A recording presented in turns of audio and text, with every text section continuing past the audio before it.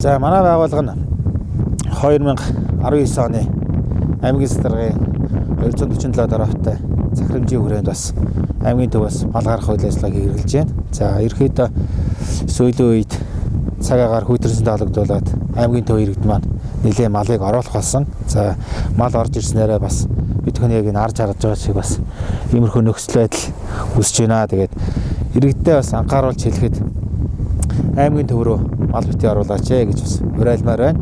За энэ бас мал орж ирснээр орчны бохирдол бид бүхэнд бас нэлээд бас ажил үүсэж байна. Одоо манай байгууллагын зүгээс яг энэ мал гарах үйл ажиллагаан дээр 2 хүний яг чиг үүргийн хүрээнд ажиллаулаад яг цалинжуулаа явж байна.